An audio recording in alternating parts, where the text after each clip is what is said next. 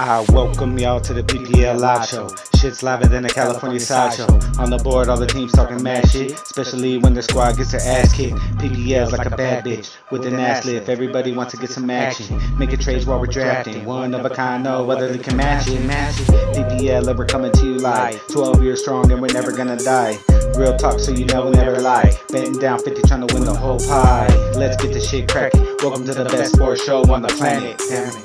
Tune in to the PPL live show. Kick your feet up like the blunt, get your eyes low. PPL gets you ready for the week. Co-host Matt Page shows hate when he speaks. Gino and the Jake gonna speak what he see. PPL motherfucker, I'm a OG. I'm ready for the shit to get started. Time to find out who's good and who's garbage. It's time to find out who the next champ is. Trying to win the whole pot, time to go cash in. World War III, time to load up your team. Hit the battlefields, leaving blood on the scene. You can speak what you think, I don't care what you mean. Focused on me, steady building my team.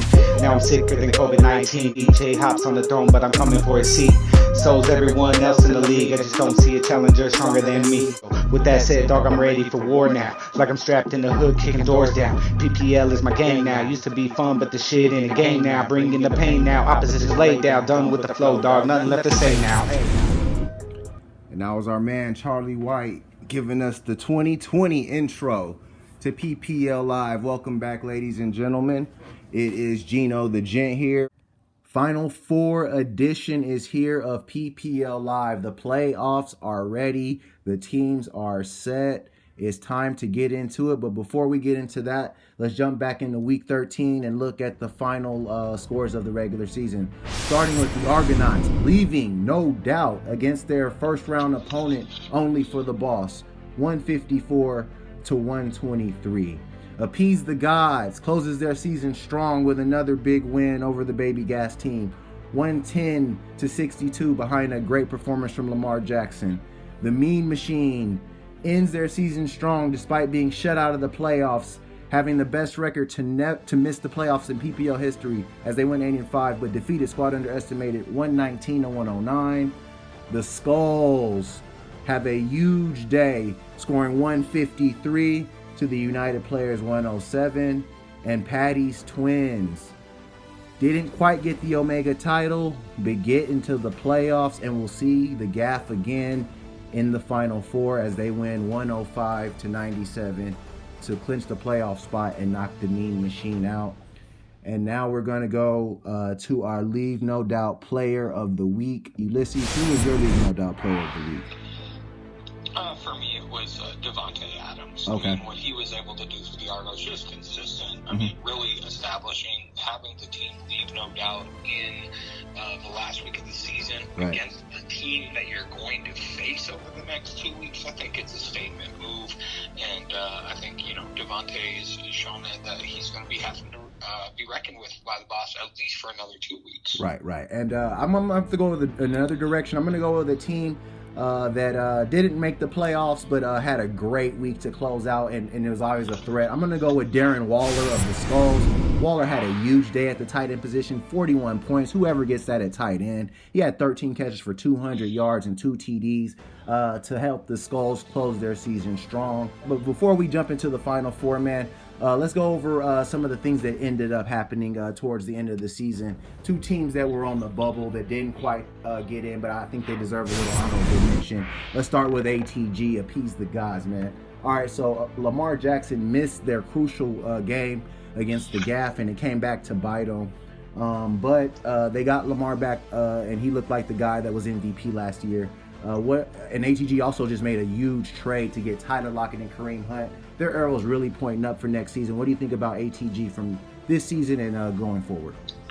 Well, yeah, I mean, I think I mentioned probably 4 weeks ago when ATG was playing the Skulls that, I thought that those two teams were out. I mean, yeah, you did. It bared out. I mean, Appease the Gods did better down the stretch. But I think, they're a COVID diagnosis and a bad QB play away from being in the playoffs. I think that they, from where the season had been, finish strong. I mean, Yeah. and I think that the trade, although it's painful losing a guy like Clyde Edwards-Helaire, getting two potential keepers and looking at the guys that he's going to have to pick from next season, right. I think Appease the Gods is well suited. I mean, the draft is going to be much more challenging next year, picking out of that 6 slot. Right. You're not really going to have any wraparound potential. I think that, again, Appease the Gods probably did about as good as a lot of people expected this season. True. But I think, again, the move, especially the trades to get Saquon and to get Hunt and Lockett, I think are really just setting this team up for next season. So I think they're trending in the right direction, I would say. No, I'd have to agree with you, man. I thought that, I mean, like I said, they're a bad QB call from being the number 2 seed right now, playing Patty's Twins in the opening round of the playoffs. So with ATG, the fact that they were able to pull off a trade this late after having the resurgence that they had, still having Lamar Jackson, still having a Mike Evans, they're definitely a team that I think is trending up. And, I mean, they're just one bad week or one bad call from being the 2 seed. So they're really looking like a team going forward that can do some big things. But they weren't quite able to get it done. 7-6 typically can get you in the 4 seed. Just wasn't quite that way this year with the parity in the league. And another team that suffered from that was the Mean Machine. This was a team that I picked all year long. I just like the way that they battle week in and week out, making adjustments, making good plays. James Robinson and Justin Herbert were 2 of the pickups of the year, I thought. And they did well. I just think that, the scoring potential of only for the Boss won out. I mean, it came down to a tiebreaker. Both teams had 4-4 Alpha Conference records, but only for the Boss was the Juggernaut Aristaya Award winner this year. They were the highest scoring team, and that won out in the tiebreaker with the Mean Machine. So they were just, really just unlucky this year. What do you think of their season? I mean, I would say unlucky, but I mean, they just lost games down the stretch that they couldn't afford to.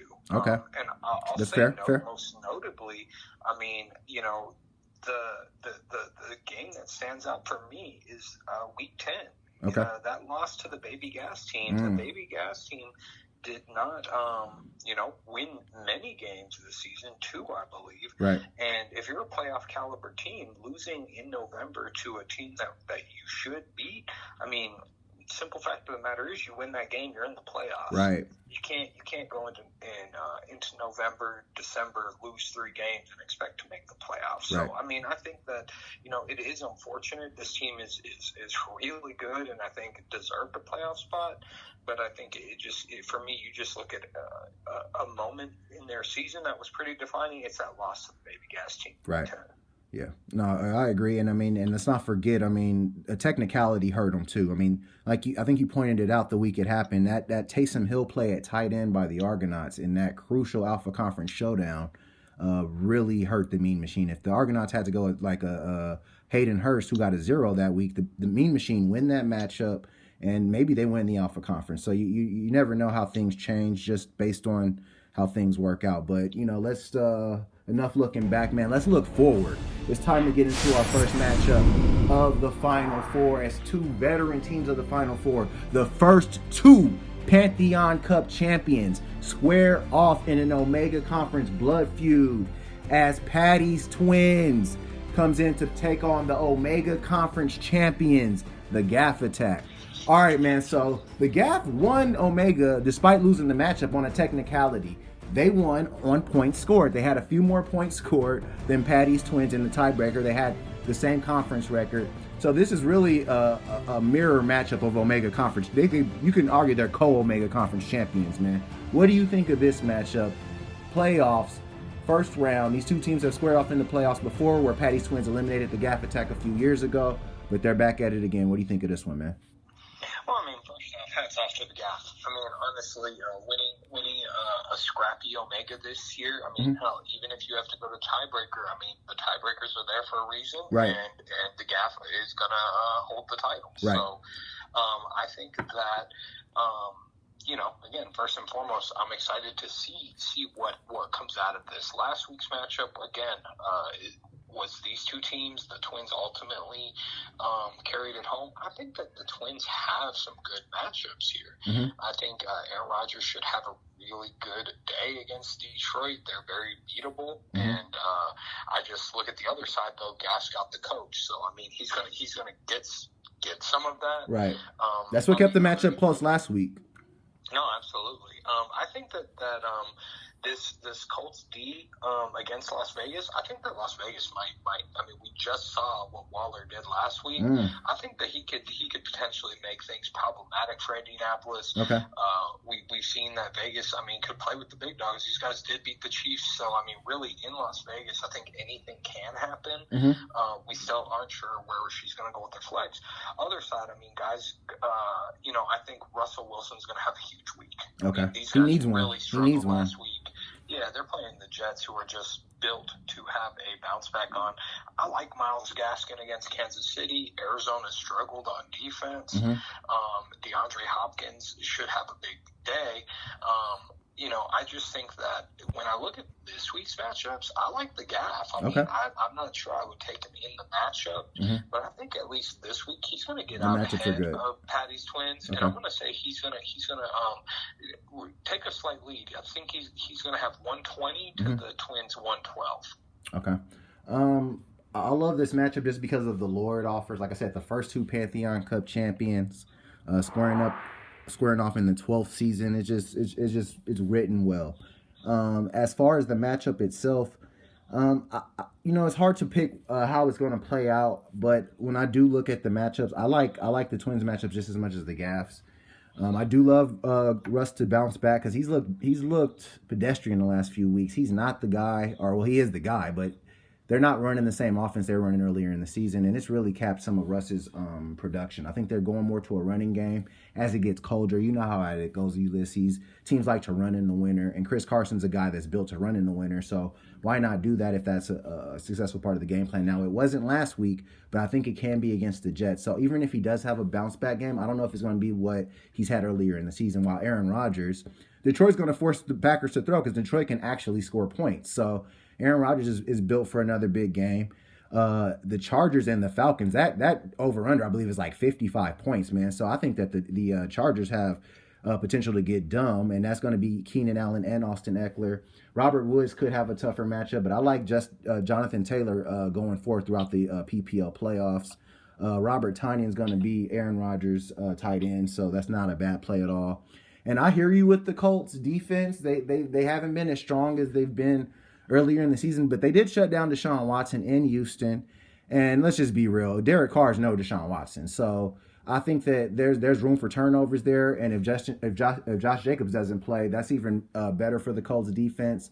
So I can understand there. Now, where I'm concerned for the Twins is that Pittsburgh coach, they did not look good against the Redskins. I know the Redskins are happy they got that win, and they should be. But to me, that was more of a reflection on Pittsburgh. Pittsburgh looked ripe to lose to Baltimore if Lamar Jackson would have played the week before. So Pittsburgh, they may be, coming into a tougher part of the schedule, as well as looking a little more banged up and slow. On the Gaff side, I do like the Mike Williams play to offset some of what Patty's Twins can do. That's a very smart strategic play. I like the Saints going up against Jalen Hurts, a rookie quarterback, and I love the coach. And let's be honest, that's how the Gaff has gotten a lot of their points, from coaches, defense, kickers, and stuff like that. So those intangible plays look really good for the Gaff, and that's going to be key for him. Dallas Goedert, he's a favorite of Carson Wentz. I don't know if he's a favorite of Jalen Hurts. That's going to be something that's going to be intriguing. I like A.J. Brown to bounce back against Jacksonville, and the Giants' defense has been looking better and better, man. So DeAndre Hopkins may not be as big a shoe-in, even though I don't know if the Giants have anybody that can cover him, and he's had a few slow weeks. But I don't know how that's going to look there. Gallman and Gaskin are okay. They're good plays. I think they're ranked somewhere in the 20s, but they've had some solid weeks here and there. It's a tough one to pick. I'm not really going to pick, but I think that it can really go either way. I can see the Gaff getting out a lead, but I also can see the Twins opening up a big lead like they could have last week in their final matchup of the season. And let's get into our next matchup here. This one's going to be very, very high scoring here as the Alpha Conference's top two teams square off.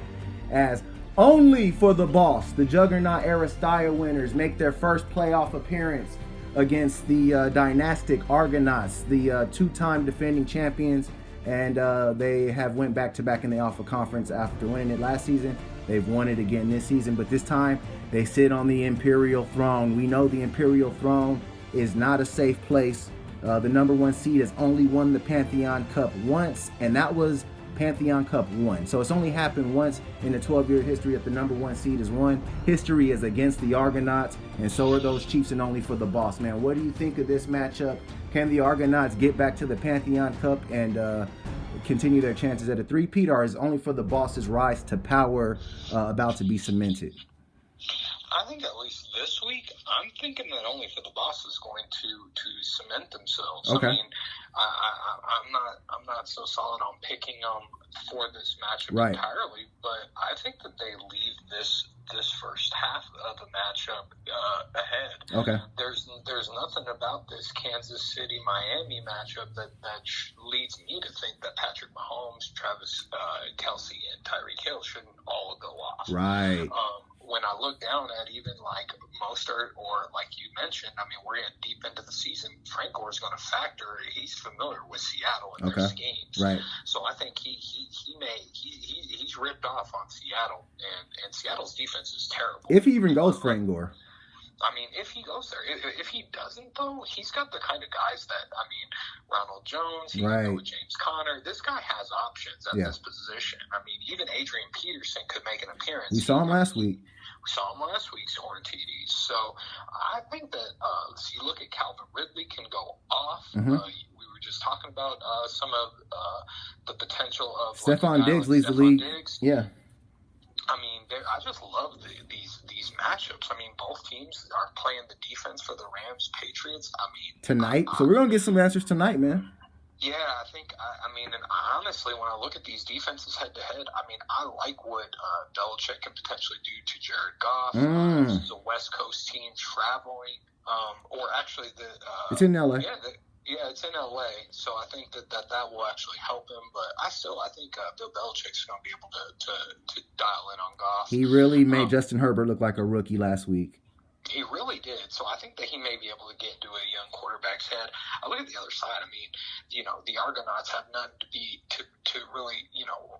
You look at this team, and this is, I mean, as far as Argonaut teams have gone, I mean, there's a lot of new names here. Right. I mean, you're not seeing a Zeke. You're not seeing guys that have been kind of stable. Even Julio Jones is in the flex right now. Julio Jones isn't in the matchup. No AJ Green. Right. And it's been a while. I mean, but those guys were, you know, at this point in the season, guys we were used to seeing in this lineup. Le'Veon Bell. Yeah, exactly. I mean, so, you know, the fact that you got Deshaun, who was acquired by trade, Dalvin Cook, Justin Jeffries drafted and then dropped and repicked up. Right. I think that the matchups here are a little bit more challenging. Deshaun Watson, I mean, Chicago's defense isn't great, so he definitely can go off there. Right. Baltimore, again, showed flashes of their old self. Yeah, they did. Dalvin in Tampa Bay. Tampa Bay's run defense is pretty solid. Yeah. I think that going with two Minnesota guys against Tampa Bay, I think may be a little bit risky here. Right. I mean, you're really relying on Kirk Cousins, but I mean it's been paying off as of late. Right. So I just genuinely like the matchups for only for the boss a little bit more this week, and I think that they get up ahead. I think that they get 138 to the Argonauts 133. Okay. You know what? I can't really disagree with much of the analysis that you put forth because it really does come down to the Chiefs. I'm looking at Patrick Mahomes. He's matchup proof. I mean, I don't think it even matters. They could be playing. I mean, give me the toughest defense in the league right now. Toughest D. Yeah. I mean, there's no D that's been able to really stop him. That's my point. Like, I mean, even if they were playing like New England or something that has a good defense, or the Rams, he's going to do his thing. So Miami, it doesn't matter. Kelce, that means Kelce and Hill are matchup proof. Calvin Ridley can check Julio Jones because that's I think Julio's a bigger part of what the Argonauts do than Ridley is what only for the boss does, if that makes sense. And I'm also looking at the fact that you got to go, I think, Ronald Jones against that Minnesota defense. I don't think Frank Gore is even going to see the light of day in this matchup. Only for the boss also went with the Titans coach They got Jacksonville, and they're looking like a strong team as far as scoring. I don't think Jacksonville can keep up with them. I'm with you. I like only for the boss. The Argonauts, they have the experience factor, and sometimes these matchups, when it comes down to certain things, it can come back to that. But only for the boss is the high-powered team. They took the Argonauts' mantle of the Juggernaut Aristia, and they could have taken the mantle of Alpha Conference if they could have got some little details together.